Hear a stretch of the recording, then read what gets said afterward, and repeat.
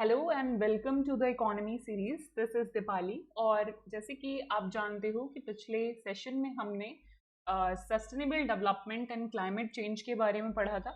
उसी को कंटिन्यू करते हुए हम इस वीडियो में देखेंगे कि what are the nationally determined goal, what are the intended nationally determined contributions of India, जो कि हमने पेरिस क्लाइमेट 2015 में देखा था कोप 21 में। उसके साथ साथ मैंने प्रीवियस वीडियो में आपसे बोला था कि बहुत सारे मैंने एक्स्ट्रा क्वेश्चंस भी किए थे, और उसी तरीके से आज मैं आपको 3 बहुत इंपॉर्टेंट करंट अफेयर्स बताऊंगी और उससे रिलेटेड फैक्ट्स आपसे कमेंट सेक्शन में पूछूंगी। तो हम स्टार्ट करते हैं अपना वीडियो। तो देखो, यहाँ पे सबसे पहले अगर बात करते हैं, इंडिया ने अनाउंस किया था अपने इंटेंडेड नेशनली डिटरमाइंड गोल्स, जो कॉन्ट्रीब्यूशंस थे और with respect to climate change inclusive for following aspects. अब देखो, सबसे पहला था कि to put forth and further propagate a healthy and sustainable way of living. सबसे पहली हमने बोली कि हम हेल्दी और सस्टेनेबल वे ऑफ लिविंग लेंगे based on the traditions and value of conservation and moderation. ये जो हमारी ट्रेडिशनल वैल्यूज और कंजर्वेशन, ये सारी चीजें हैं, उससे रिलेटेड चीजें बोली थी। अब अगर यहाँ पे मैं इंटरकनेक्शन आपको बताऊं, तो आपको पता है ये जो आयुष मिनिस्ट्री है, ये बहुत सारे ऐसे प्रोग्राम्स रिसेंट में भी लॉन्च किया और करती रहती है। तो इसकी तरफ एक हमारा वन स्टेप है टुवर्ड्स दिस फर्स्ट गोल। अगर नेक्स्ट गोल की बात करते हैं, to adopt a climate friendly and cleaner path than the one hitherto followed by other at a corresponding level of economic development. अब यहाँ पे क्या है कि हम क्लाइमेट फ्रेंडली और क्लीन पाथ जो है वो डेवलप कर रहे हैं, उसको अडॉप्ट करने की कोशिश कर रहे हैं इकोनॉमिक डेवलपमेंट में। और उसके साथ साथ 40% of the cumulative electric power installed capacity from non fossil fuel based energy resources by 2030। और उसके साथ साथ हमने बोला कि नॉन फॉसिल्स वाली हम एनर्जी बनाएंगे, 40% रहेगी वो, और उसको हम 2030 तक बना लेंगे with the help of transfer of technology and low cost international financial including from the green climate fund। अब यही वो ग्रीन क्लाइमेट फंड है जो कि डेवलपिंग कंट्रीज के लिए प्रोवाइड कराया गया था from the developed countries to create an international carbon sink of 2.5 to 3 billion ton of CO2 equivalent to CO through the additional forest tree cover by 2030। हम additional forest और tree cover को भी 2030 तक लगाने की बात कर रहे थे। उसके साथ साथ हम 2.5 से लेके 3 बिलियन टन तक CO2 का जो कार्बन सिंक है उसको बनाने की बात कर रहे थे intended national determined contributions. Then हमारा नेक्स्ट था कि to better adapt to climate change by enhancing investment in development. हमने बोला कि हम डेवलपमेंट में बेटर एनहांसमेंट करेंगे, vulnerable to climate change, particularly agriculture, water resources, Himalayan region, coastal region, health and disaster management। इन सारी चीज़ों पे ध्यान देंगे। और इसीलिए आप जानते हो बहुत सारी ऐसी इनिशिएटिव गवर्नमेंट ऑफ इंडिया अपने बजट्स में भी लॉन्च करती रहती है। जैसे यहाँ पे अगर लिखा है ना कि हिमालयन रीजन का प्रोटेक्शन करेंगे, तो आपको पता है एक हमारी इनिशिएटिव है रोप करके, रोप वेज, है ना, ये भी हमने लाई है इन द बजट ऑफ 2022-23। तो ये सारी चीजें आप देख के पता लगा सकते हो कि one step towards our intended nationally determined contribution हम लोग रहते हैं। To mobilise domestic and new additional funds for from developed countries for implementing these mitigation and adaptation action.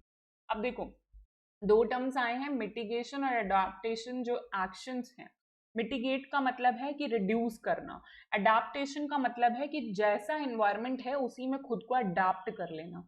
तो ये जो दो तरीके के मीनिंग्स निकल कर आ रहे हैं, ये जो एक्शंस हैं उसको मोबिलाइज करने के लिए हम क्या करते हैं, हम डेवलप्ड कंट्री से फंड की मांग करते हैं। ठीक है, to build capacities, create domestic framework and an international architecture for the quick diffusion of cutting edge climate technology in India। तो हम रिसर्च एंड डेवलपमेंट पे काफ़ी ज़्यादा खर्च कर रहे हैं। ये सारी चीज़ें हमने बोला था इंटेंडेड नेशनली डिटरमाइंड गोल्स में। अब देखो, यहाँ पे सस्टेनेबल डेवलपमेंट गोल्स आते हैं जिसे हम SDGs कहते हैं, one of the very important thing है। और आपके मेंस आंसर राइटिंग में भी SDGs आपको कंक्लूजन के टाइम पे बहुत हेल्पफुल रहेंगे कंक्लूड करने के लिए आंसर को। तो देखो, सबसे पहला गोल जो हमारा है वो है नो पॉवर्टी, यानी eradication of poverty in all form. ठीक है। हर एक फॉर्म में, जिस भी फॉर्म में हमारी पॉवर्टी एग्जिस्ट करती है, उन सारे ही फॉर्म में हमें इरेडिकेट करना है पॉवर्टी को। सेकेंड गोल है हमारा जीरो हंगर, हमें एंड करना है hunger bye achieving food security and improve nutrition. ठीक है। गोल 3 है हमारा गुड हेल्थ। तो देखो, पॉवर्टी खत्म करने के बाद हम क्या करेंगे, हंगर खत्म करेंगे और फिर अच्छी हेल्थ अपनाएंगे and well being for the people, और इंश्योर करेंगे healthy lifes for all. Quality education is our fourth goal, that is ensure inclusive and equitable quality education for all।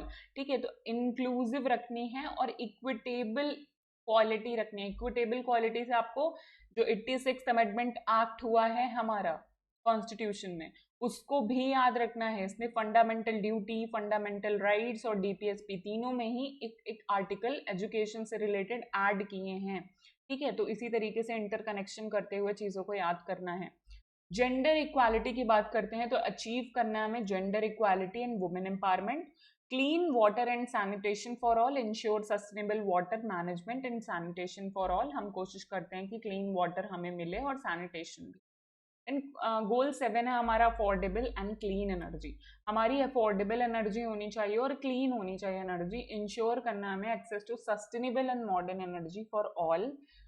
Then अगर हम गोल 8 की बात करते हैं तो वो है decent work and economic growth से रिलेटेड। प्रमोट करना है हमें sustainable economic growth and decent work for all. ठीक है, हमें डिसेंट वर्क फॉर ऑल करना है, सस्टेनेबल इकोनॉमिक ग्रोथ रखनी है। Goal 9 is related to industry innovation and infrastructure, that is your IQ। ठीक है, ये 3 से रिलेटेड है हमारा। आप ऐसे याद रख सकते हो, 3 जो होता है, 3 का जो स्क्वायर होता है दैट इज 9। तो आप जो गोल नंबर 9 है उसको 3 I से याद रख सकते हो, that is industry innovation and infrastructure. Build करना है resilient infrastructure, sustainable industrialisation and foster innovation. Goal number 10 is reducing inequality. किसी भी फॉर्म की इनइक्वालिटी हो, हमें हर फॉर्म की इनइक्वालिटी को, जैसे हम हर फॉर्म की पॉवर्टी को खत्म कर रहे थे, उसी तरीके से हमें हर फॉर्म की इनइक्वालिटी को भी खत्म करना है, specially your income inequality. Then goal number 11 sustainable cities and communities की बात करता है, make cities and human settlement more safe and sustainable. Then goal number 12 is your responsible consumptions and production.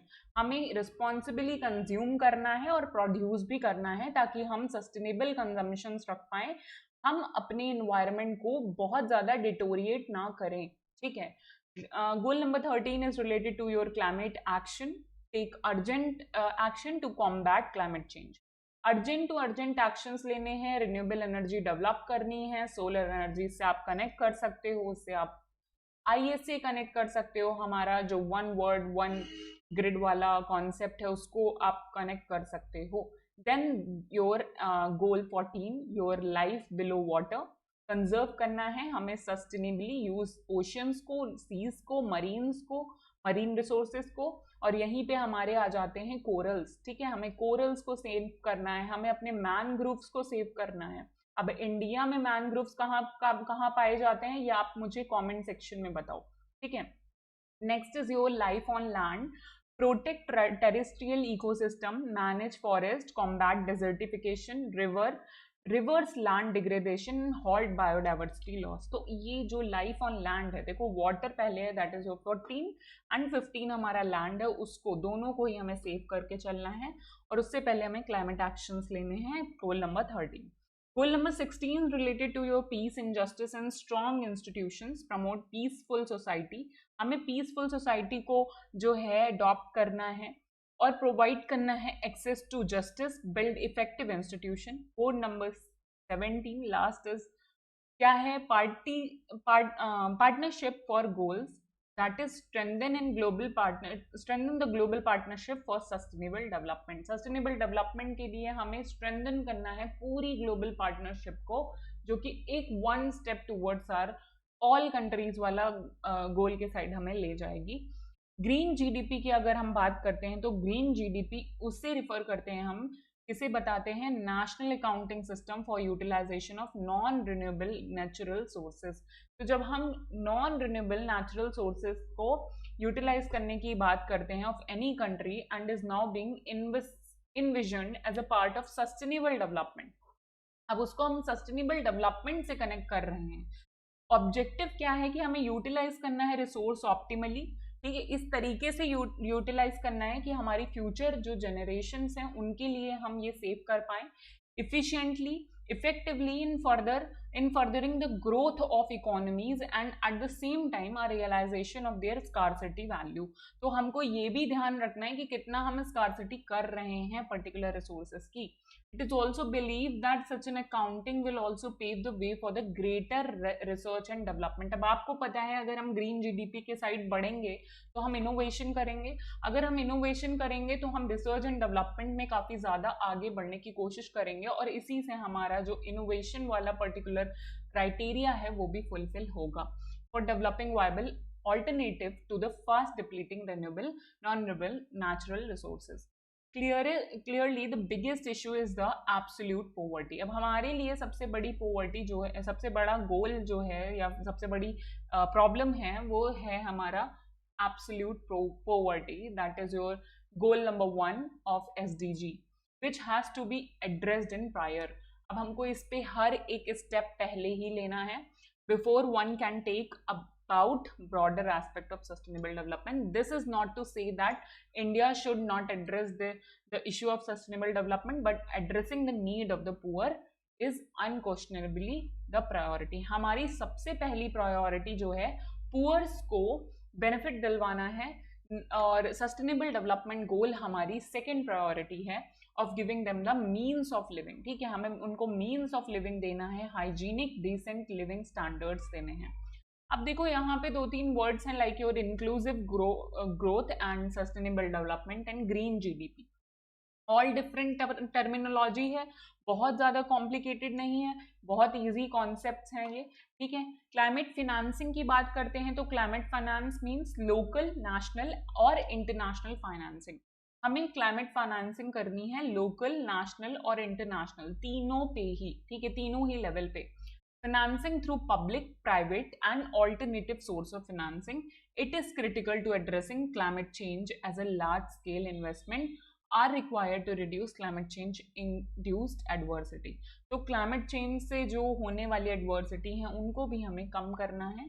Climate finance का मतलब क्या होता है कि आप अपना कोई ना कोई फंड जो है क्लाइमेट के बेस्ट डेवलपमेंट में लगा रहे हो, सस्टेनेबल डेवलपमेंट में लगा रहे हो, is equally important for adaptation strategy. तो ये एक तरीके की एडाप्टेशन स्ट्रैटेजी भी है क्योंकि यहाँ पे जो है रिक्वायरमेंट है फॉर सिग्निफिकेंट फिनेंशियल रिसोर्सेज की, ताकि कंट्रीज जो हैं वो अलाउ हो कि वो अडाप्ट कर पाएं adverse effect of the climate को और क्लाइमेट चेंज को रिड्यूस कर पाएं. अब जैसे आप जानते हो कि दिन प्रतिदिन बहुत तरीके की बीमारियां आती हैं लाइक आई फ्लू, ये वो कोई भी फ्लू फैलने लगता है, तो उसमें हमें क्या होता है, हम अडेप्ट करने की कोशिश करते हैं उस पर्टिकुलर डिजीज को या फिर उस पर्टिकुलर एनवायरनमेंट में ढलने की कोशिश करते हैं जस्ट बिकॉज बहुत कॉमन सी थ्योरी है हमारी सर्वाइवल ऑफ द फिटेस्ट, और सर्वाइव वही कर पाएगा जो फिट होगा. ठीक है, तो ये सर्वाइवल ऑफ द फिटेस्ट की जो थ्योरी है इसी में हम एडाप्टेशन को भी देखते हैं कि किस तरीके से हम पर्टिकुलर एनवायरनमेंट में खुद को अडाप्ट कर रहे हैं. और इसके लिए क्या चाहिए होता है, उसके लिए चाहिए होता है मनी. ठीक है, अब यही मनी हमारी क्लाइमेट फाइनेंसिंग से आती है जो कि लोकल, नेशनल और इंटरनेशनल लेवल पे हम देखते हैं, पब्लिक एंड प्राइवेट भी देख के चलते हैं. ओके, तो यहाँ तक है आपका, ये पूरा आपका उससे रिलेटेड है. नेक्स्ट आपका जो चैप्टर है that is poverty and social sector. इससे रिलेटेड हम सारे कॉन्सेप्ट को क्लियर करेंगे, लेकिन उससे पहले मैं आपको कुछ करंट अफेयर रिलेटेड थिंग्स बताऊंगी. जैसे कि आपका सबसे पहला आज का जो टॉपिक है वो है मेरा युवा भारत. तो ये पर्टिकुलर एक स्कीम जो है मेरा युवा भारत इनिशिएटिव है, ये गवर्नमेंट ऑफ इंडिया ने जो है लॉन्च किया है सरदार वल्लभ भाई पटेल की जो बर्थ एनिवर्सरी है उस पे. और इसमें हम पर्टिकुलर क्या कर रहे हैं, हम अपने यूथ को यूथ डेवलपमेंट करवा रहे हैं, हम अपने यूथ का डेवलपमेंट करवाने की कोशिश कर रहे हैं. तो हमारा मेन ऑब्जेक्टिव यही है कि इसमें हम यूथ डेवलपमेंट करवा रहे हैं. ठीक है, जिसको हम शॉर्ट में माई भारत भी बोलते हैं. तो अगर सीडीएस वगैरह एग्जाम में आ जाता है फुल फॉर्म तो कंफ्यूज मत होना, वहाँ पे बहुत ज़्यादा कंफ्यूजन होती है बिकॉज जो आपके ऑप्शंस होते हैं वो बहुत नियर बाय होते हैं और वहाँ कंफ्यूजन स्टार्ट हो जाती है कि यहाँ इसमें कौन सा सही होगा. नेक्स्ट आपका है मकीर जिंजर. आपको ये याद रखना है मकीर जिंजर जो है वो किस स्टेट से रिलेटेड है, इसको जीआई टैग वगैरह मिला है, इसको आपको कमेंट सेक्शन में मुझे बताना है ये किस स्टेट में मिलता है। Then is your Indian Ocean rim organisation, rim association. अब आपके लिए क्या काम है, देखो मैं आपको इसका सिग्निफिकेंस अगर बताऊं तो इसका सिग्निफिकेंस ओके, इसका सिग्निफिकेंस आप मुझे बताओ इन द कमेंट सेक्शन। मैं इसका एक हिंट देती हूँ कि इसमें ये बताइए मुझे कि क्या इंडिया है और चाइना है क्या इसका पार्ट, आप ये बताइए। ठीक है, इंडिया और चाइना क्या इंडियन ओशन रिम एसोसिएशन का पार्ट है या नहीं, ये मुझे कमेंट सेक्शन में आप लोग बताइए। ये आज आपका होमवर्क है related to your current affair. अब देखिए सिर्फ इतनी ही चीज़ें मत पढ़ा करो, अगर मैंने सिर्फ सिग्निफिकेंस पूछा और मेंबर्स पूछे तो सिर्फ उतना ही मत पढ़ना, उससे एक्स्ट्रा भी पढ़ लेना। जैसे ये 1997 में फॉर्म हुआ था, ठीक है, और नेल्सन मंडेला जब आए थे यहाँ पे तो एक मेन रीज़न इसका फॉर्म होने का वो भी है। तो ये सारी जो चीज़ें हैं पर्टिकुलर, इनको भी आपको थोड़ा डीप में जाके रीड करना है, इसीलिए मैं आपको करंट अफेयर की चीज़ें लास्ट में देती रहती हूँ, जिससे आपका जो पर्टिकुलर टॉपिक है वो साथ साथ तैयार होते चले। ठीक है, आई होप आपको अच्छा लगा होगा। अगर अच्छा लगा है तो please like the video, share the video and subscribe to the channel. Thank you so much. जय हिंद।